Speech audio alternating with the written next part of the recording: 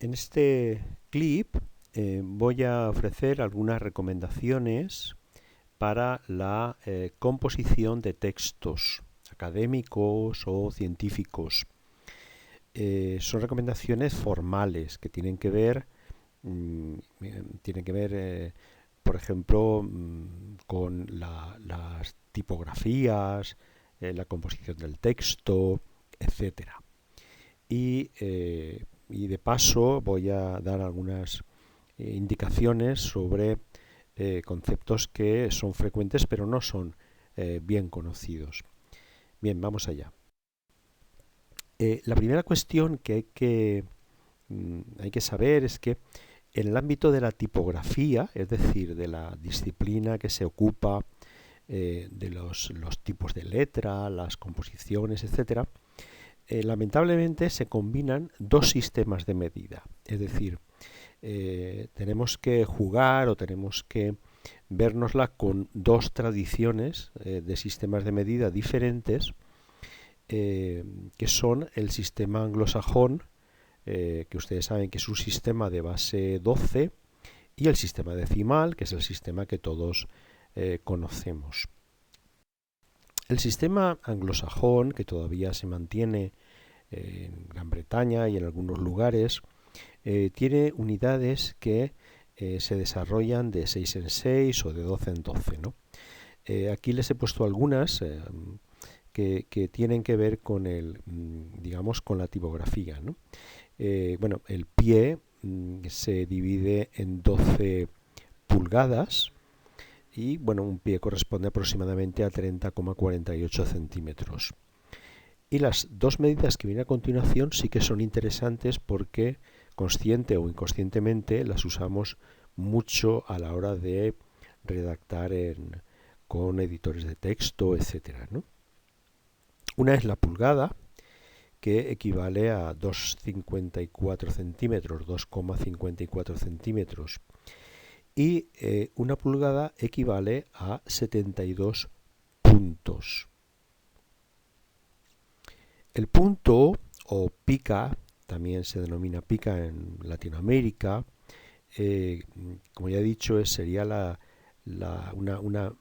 72ava parte de la pulgada y corresponde a 0,35 milímetros, es decir, aproximadamente un tercio de milímetro. Bien, las letras se miden en puntos o picas que corresponde a las medidas de los antiguos bloques de plomo. Es decir, los textos se componían en la imprenta de tipos móviles con unos tipos que se fundían en plomo, y estos tipos que se fundían en plomo tenían unas medidas. De esta antigua práctica es de donde deriva digamos, la manera habitual de denominar a las letras, que veremos más adelante. Bien, ustedes saben que el sistema decimal tuvo su origen en la Revolución Francesa y, bueno, fue precisamente el impulso universalista de la Revolución Francesa el que originó el sistema decimal, que es el más frecuentemente utilizado en la actualidad. Bien, pero ¿cómo, por así decir, cómo vincular el sistema anglosajón y el sistema decimal? Bien, pues esta vinculación se llevó a cabo en el Instituto Alemán para la Normalización. El Instituto Alemán para la Normalización se creó en 1917 y una de las cosas más interesantes que ha realizado, bueno, realiza muchísimas tareas de normalización, tiene su sede en Berlín, incluso la plaza donde está el edificio principal también está dedicada a las normas DIN, es la plaza DIN, y estas siglas del Deutsche Institut für Normung es la abreviatura que conocemos como DIN.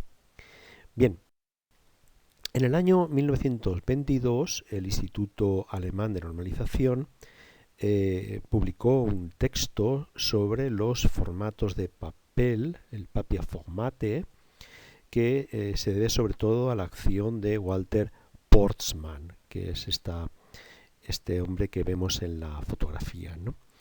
Y entonces lo que ellos consiguieron, por así decir, es vincular los dos sistemas. Es decir, ofrecieron una medida de cómo tenía que organizarse, de cómo tenían que organizar el papel de las imprentas. De hecho, al año siguiente este sistema fue acogido por las imprentas alemanas y poco a poco se ha ido extendiendo por todo el mundo.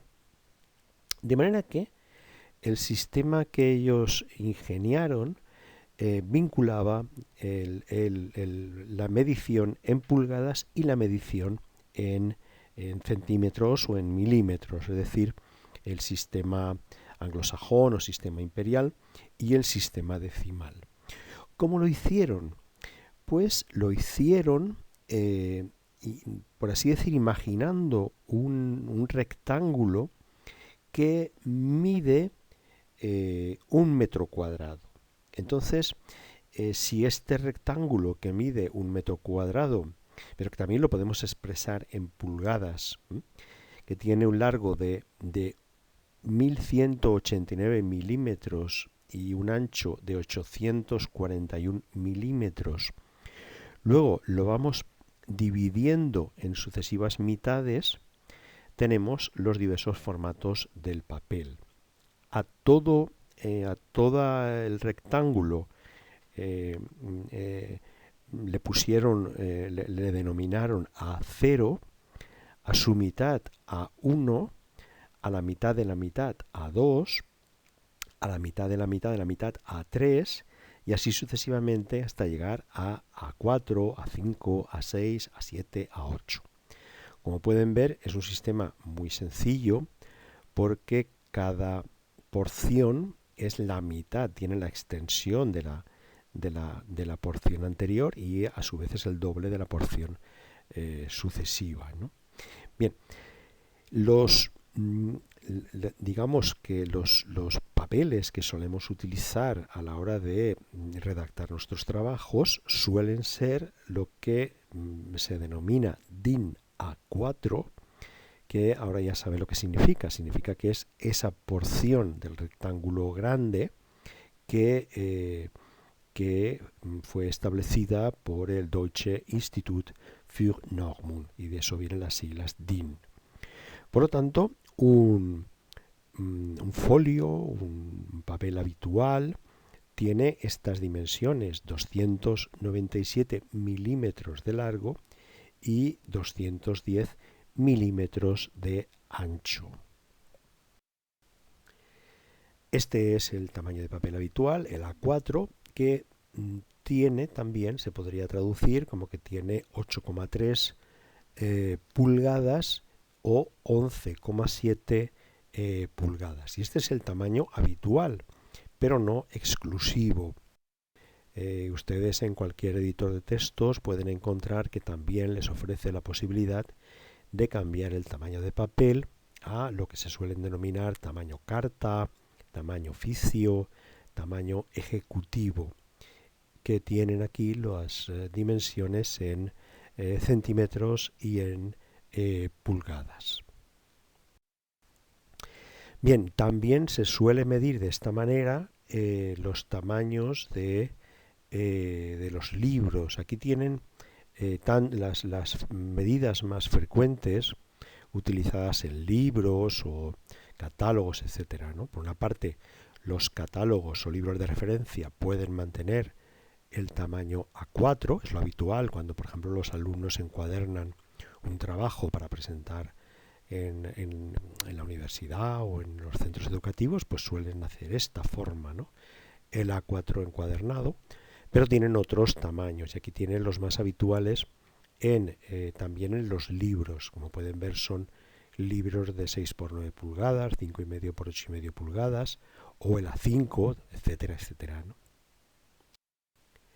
Bien, cuando vayan a redactar un texto, tienen que pensar que el texto tiene unos márgenes, es decir, la parte, digamos, la figura que forman las letras, o mejor dicho, las letras se ubican dentro de lo que se suele llamar la caja o la caja tipográfica, es decir, es la parte donde están las letras. Y luego hay unos márgenes alrededor de la caja tipográfica que lo habitual es que, lo más habitual es que utilicemos la convención de que midan 1 pulgada, es decir, entre la caja de texto y el borde del papel, en un DIN A4 normal, ustedes establezcan un margen de al menos 1 pulgada. De hecho, por ejemplo, el programa Word ofrece por defecto 1 pulgada en los márgenes superior e inferior y 3 centímetros en el margen izquierdo y derecho. Y esto tiene que ver con la encuadernación, es decir, ustedes también pueden perfectamente asignar 1 pulgada en los márgenes superior, inferior, izquierdo, derecho, y allí donde ustedes tienen que encuadernar el trabajo, pues dar un margen superior, 1 centímetro superior, 1,5 cm superior, etcétera, etcétera, ¿no? Esta es la manera habitual de distribuir el texto en el folio. Respecto a los tipos de letra, la clasificación más general es hablar de letra normal o redonda, es la letra habitual, la letra con la que escribimos, cursiva o bastardilla, que es esta letra inclinada, que rememora en cierta manera el escrito caligráfico, es decir, la manera manual de escribir, letra subrayada, letra negrita o bold, también se le puede denominar. A veces hay una negrita incrementada, es decir, más negrita todavía, que se puede llamar super bold, también naturalmente negrita y cursiva, y versalita, que es un tipo de letra muy interesante porque tiene la forma de una letra mayúscula, pero la dimensión de una letra minúscula. Muchas veces en los textos, por ejemplo, en un texto donde hay muchas siglas, por ejemplo, para descargar el texto se sustituyen las mayúsculas por versalitas. Por ejemplo, ustedes están haciendo un texto donde tienen que citar muchas veces acrónimos o abreviaturas en mayúscula, por ejemplo, pues la ONU, la UNESCO.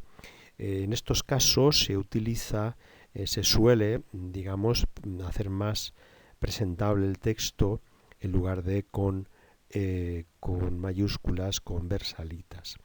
También se utiliza, a veces se utilizan en los listados bibliográficos, poner el apellido de los autores en lugar de en mayúsculas, en versalita, que queda bastante más elegante. Pero bueno, sobre el tema de las bibliografías, de la manera de citar, habrá otro material en el curso.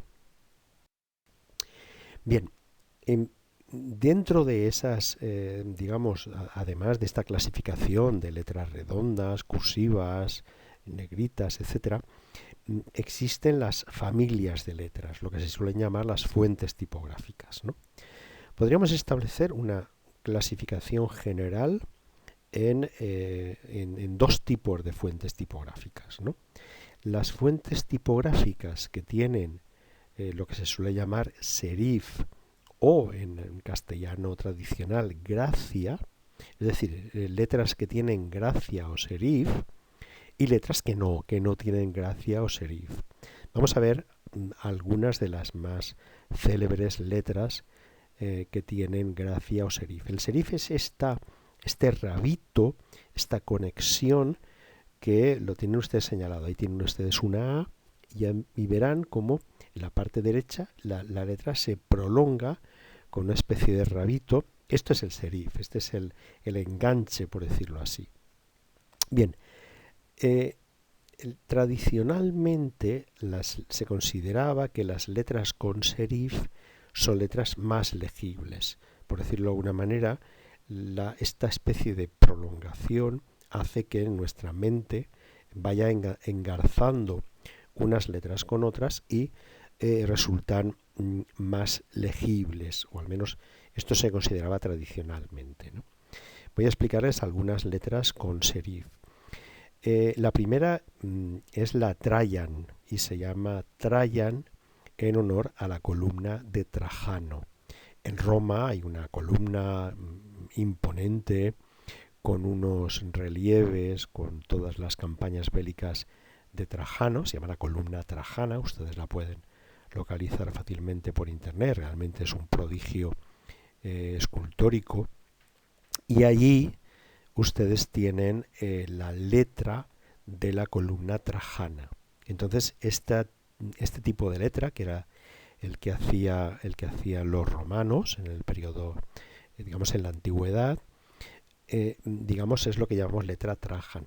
Trajan. Es digamos, la imitación de la letra clásica romana.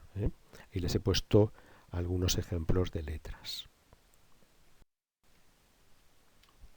En el Renacimiento, en la Edad Media habían unas letras góticas bastante difíciles de leer, y entonces Claude Garamond,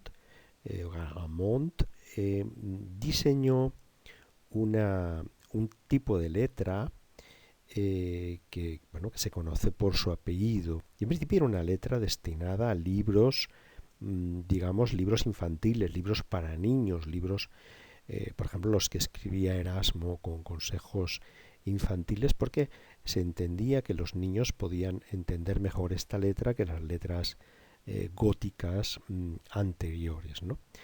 La Garamond es una letra magnífica. Tienen ustedes muchos libros impresos en letra Garamond, es la letra muy frecuente en los libros, las novelas, digamos libros de lectura, y realmente es muy agradable para la vista.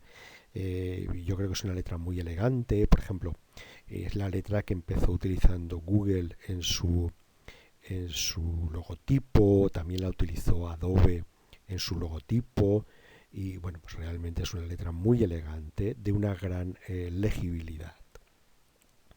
Como característica, para distinguir la Garamond de otras letras, aquí les he puesto la palabra letra escrita en letra redonda y en letra cursiva en tipografía Garamond.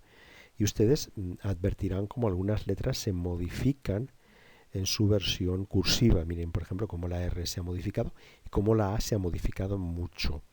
Es decir, la Garamond se caracteriza porque modifica la letra A, y la A no modificada, si ustedes ven la letra A no modificada, se darán cuenta como, por así decir, el círculo de la A es más pequeño, o es relativamente más pequeño que en otras letras que veremos más adelante, ¿no? Bien, esta es la letra Garamond. Yo les recomiendo que utilicen la letra Garamond. La letra Garamond es una letra muy elegante que, por así decir, siempre va a quedar bien. Esta letra, la Bodoni, fue una letra desarrollada por un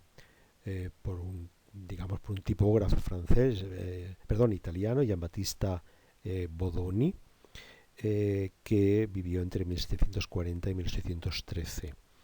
Es una letra magnífica para títulos, es decir, por ejemplo, si ustedes tienen que hacer una portada y poner solamente una frase o algo así, realmente la Bodoni es una letra muy elegante y que queda muy bien cuando ustedes separan las letras, es decir, cuando ustedes ponen un espacio entre las letras, pues gana en legibilidad muchísimo, ¿no? Ahí les he puesto el ejemplo de la palabra título intercalando un espacio, intercalando dos espacios. Realmente los textos que se editaron en la época de Bodoni utilizaban este recurso de separar bastante las letras. Es realmente una letra, ya digo, es una letra no es una letra adecuada para el texto, pero sí es una letra muy adecuada para títulos, digamos, que dan elegancia a la obra. Las letras más frecuentes, muchas revistas científicas, por ejemplo, se pide que los artículos vayan en esta letra, es la letra Times. La letra Times también es una letra con gracia o serif y fue desarrollada, toma su nombre del periódico británico The Times. Bueno, es una letra muy conocida que pueden encontrar ustedes también, en sus ordenadores, probablemente esté por defecto, ¿no? En las últimas versiones de Word aparece la letra Cambria, que es muy semejante a la Times. Realmente parece una especie de evolución de la Times. Ahí les he puesto una misma frase escrita con redonda, cursiva y negrita en Times o en Cambria. Bien, con estas letras, la Garamond, la Times, la Cambria, si ustedes quieren, la Bodoni o la Trajan, para títulos realmente tienen más que suficiente. Hay que tener mucha austeridad con la tipografía si están haciendo texto y no ir con esta exuberancia tipográfica que realmente no resulta adecuada. Bien, la segunda gran familia de letras es las llamadas letras de palo o letras sans serif, es decir, sin estas terminaciones que caracterizaban a las letras que hemos visto anteriormente, ¿no? Ahí, por ejemplo, he puesto la A, y pueden ver que no tiene este rabito, este enganche que hace que la mente, por decirlo de alguna manera, ya transite a la letra siguiente, ¿no? Así todo, hay algunas letras de palo sans serif que tienen una gran legibilidad, ¿no? Aquí les he puesto algunas, hay muchísimas naturalmente, pero aquí les he puesto algunas, ¿no? Un ejemplo muy claro de letra sans serif es la helvética y la letra, las tipografías que desarrolló la Bauhaus, ¿no? En los dos casos estamos en movimientos modernos. También podríamos poner la letra futura, por ejemplo, movimientos modernos de los años 20 que intentaron separarse de las letras, de las tipografías anteriores, imprimir modernidad a este campo de las letras, ¿no? La helvética es una letra que, por ejemplo, ustedes pueden encontrar que tiene nombre de país, es decir, la Confederación Helvética, ustedes saben que es Suiza, y realmente en Suiza es una tipografía muy presente. Lo tienen aquí, por ejemplo, en el logotipo de Swissair, de la compañía aérea suiza, ¿no? Les he puesto también la letra Arial y la letra Calibri, que son letras que aparecen también en el Word habitualmente, y les he puesto como ejemplo de visibilidad y de diseño absolutamente perfecto la colonia Chanel número 5, que tiene un diseño absolutamente, perfecto. Si ustedes alguna vez entran en una, supongo que entrarán naturalmente en alguna tienda de perfumes o colonias, se darán cuenta como, por ejemplo, inmediatamente podrán reconocer esta marca, ¿no? Es decir, es realmente una conjunción de marca y tipografía perfecta. Bien, ahora voy a transmitirles algunas recomendaciones tipográficas, ¿eh? Que como todas las recomendaciones, son cuestionables, pero por decirlo así, son consejos que yo les invito a que sigan. Naturalmente, como todo consejo y como toda recomendación, también están hechos para saltárselos, ¿no? Es decir, a veces ustedes pueden encontrar razonable por algún motivo no seguir estas recomendaciones, pero bueno, aquí están, ¿no? En primer lugar, naturalmente, si usted tiene que enviar un texto a una revista científica o algún tipo de concurso donde hayan unas indicaciones, pues tiene que seguirlas, con lo cual olvídese de todas las recomendaciones que vengan después. Es decir, usted tiene que, siempre que allá donde tenemos que remitir un texto haya unas indicaciones, las tenemos que seguir. Una cosa muy importante, es decir, cuando una persona por ejemplo, hace un trabajo académico o hace una revista y allí pone su nombre, eso es una declaración de autoría. Quiere decir, uno pone su nombre en aquello de lo que se responsabiliza y por lo tanto no cometa fraudes. Es decir, muchas veces los estudiantes piensan que poner el nombre es un mero trámite. No, poner el nombre es una declaración de autoría, es un acto casi, por así decir, legal, o al menos del que se podrían derivar consecuencias penales o legales, ¿no? Bien, una recomendación también, porque me he dado cuenta que muchos estudiantes, y además, que es una cosa que no es fácil de hacer, buscan el logotipo de la institución y les gusta presentar sus trabajos con los escudos o con logotipos de las universidades a las que pertenecen, ¿no? Bueno, esto es improcedente. Quiero decir, un documento con un logotipo, con un escudo de una institución, lo pueden emitir aquellas autoridades de la institución o aquellas personas responsables de la institución. Es decir, porque yo soy alumno de una universidad, bueno, pues no procede que yo ponga en mis textos continuamente el escudo de mi universidad, porque yo no soy ninguna autoridad en mi universidad, ¿no? Esto salvo que su universidad o sus profesores o profesoras digan lo contrario, pero en principio yo les recomendaría que evitaran el uso de logotipos institucionales. Una letra mayor no es más visible. Aquí les he puesto un ejemplo y ustedes se darán cuenta que la palabra visible es mucho más visible que el resto de palabras. ¿Por qué? Porque es mayor, no porque hay más espacio en blanco. Esto es una norma que tienen que recordar. La visibilidad no la da el negro, la da el blanco. Es decir, contra más blanco haya, más visible es algo que escribimos.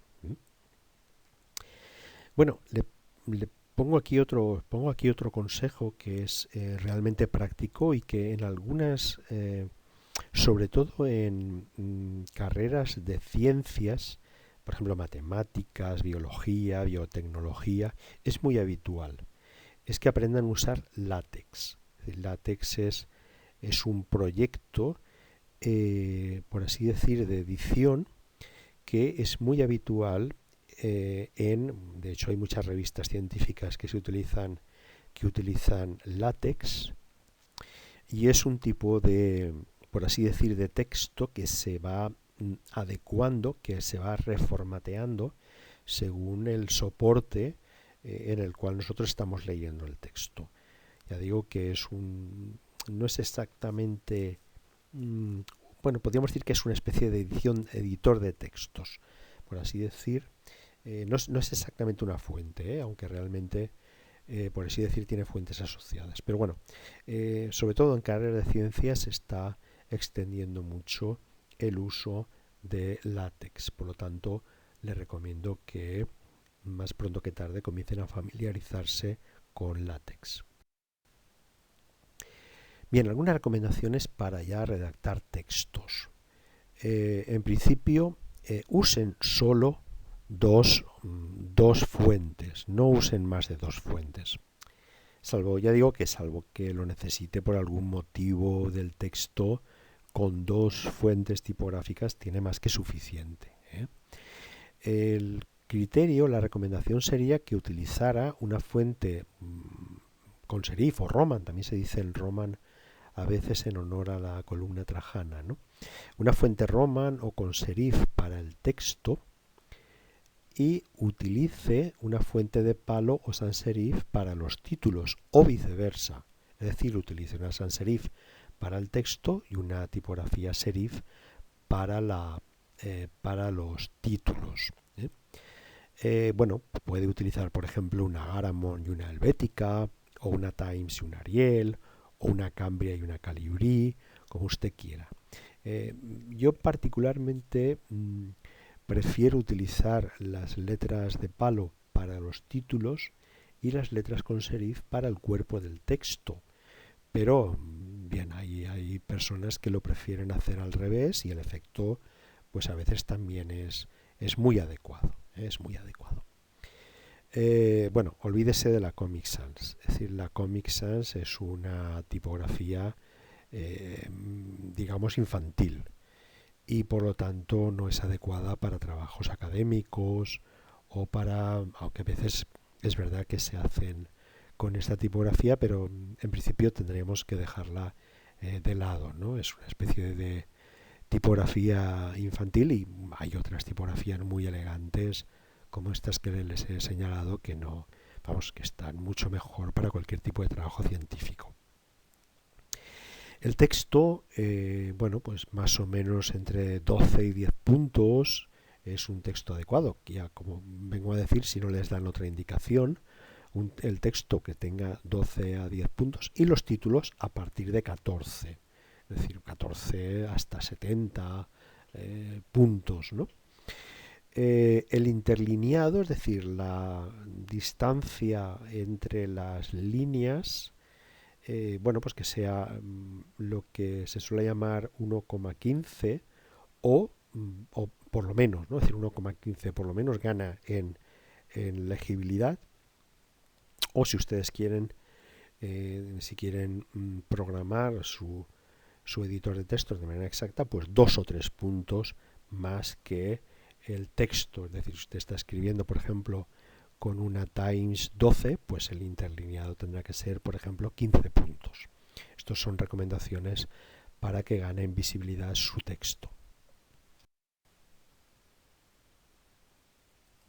Bueno, en el cuerpo del texto, salvo que haya algún motivo especial que lo recomiende, en el cuerpo de texto no utilice letra negrita ni subrayados. Como he explicado antes, el énfasis no se consigue por poner más negrita, por poner más subrayado o incluso por poner negrita y subrayado. En un texto, ese tipo de énfasis lo que hacen es que confunden y hacen que el texto pierda visibilidad. Si tiene que destacar alguna cosa, utilice la letra cursiva. Es decir, esta es la manera como tenemos de destacar alguna cosa en un texto. La cursiva también debe utilizarse, estas son las normas habituales, en palabras no españolas no adaptadas. Es decir, si yo utilizo una palabra que no está adaptada en otra lengua, pues es conveniente que la ponga en cursiva. También en palabras que se usen en sentido figurado, es decir, aquellas palabras que no estoy utilizando en un sentido literal, sino en un sentido figurado.